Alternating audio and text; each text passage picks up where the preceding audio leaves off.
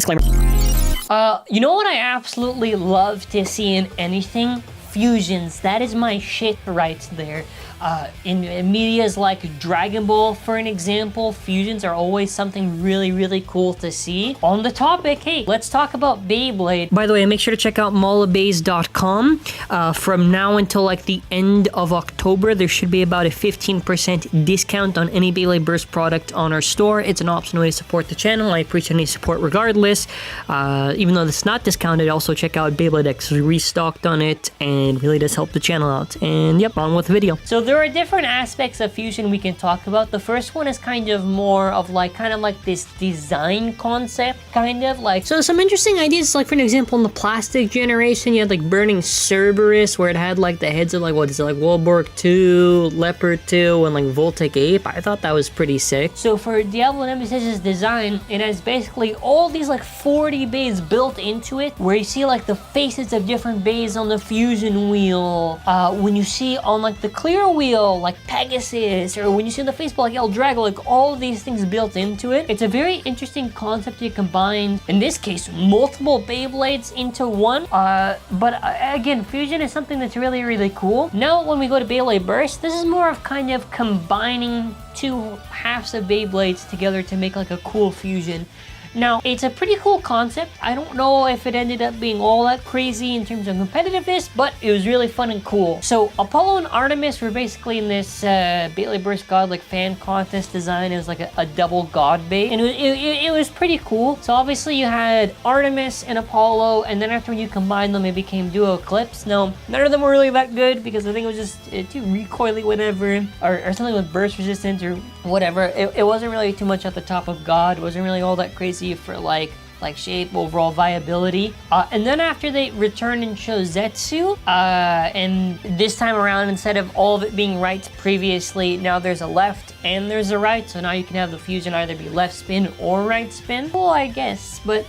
Or in Burst, when Phoenix destroys Hades, and then after becomes Dead Phoenix, like you see like the hexagons on the armor, and there's like a lot more metal. I thought that was actually pretty cool, kind of combining like Dead Hades and Revive Phoenix to be like Dead Phoenix. I think the ideas like this are really cool. Where I think maybe the design and kind of a little bit more interesting stuff gets taken into this is kind of, I really want to say, honestly, Beyblade Burst B with Hyperion and Helios, because they take that fusion gimmick and I think make it a little bit more cool.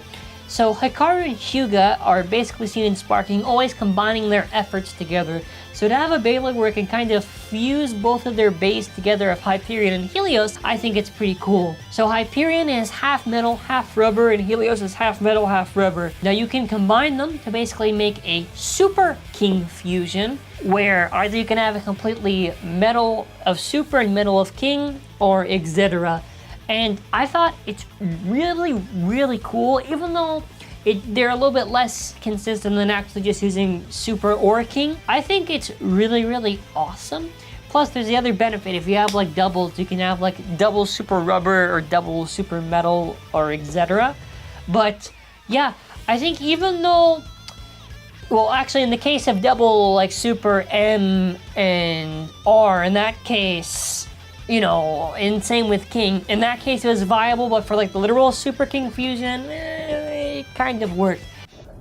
There's other stuff that you could kind of count, like Drago Valkyrie is supposed to be like Valkyrie and Dragon, like in the manga. There's also Master Dragon, which is like Diabolos and Dragon, and technically Astra if you want to count the anime too.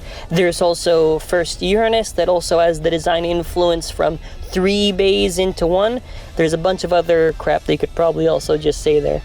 But like I was trying to say, I think in terms of Beyblade Burst, right, it's very hard to kind of make it like work completely because you have to think of one half and the other half when you're combining it. But I still think it's really freaking cool. I would love to see it for the future, with Beyblade X on that topic, something more of like the concept of Diablo Nemesis. Like, I just like the idea of 2 bays combining. It has infinite potential. Infinite.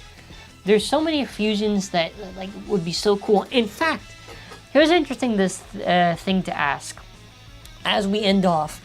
Other than you subscribing and commenting, what is a Beyblade fusion of any of the generations? Like, let's say you want to have a plastic fusion a Malphite fusion or a Burst fusion or even like a Beyblade X fusion, what would be that fusion?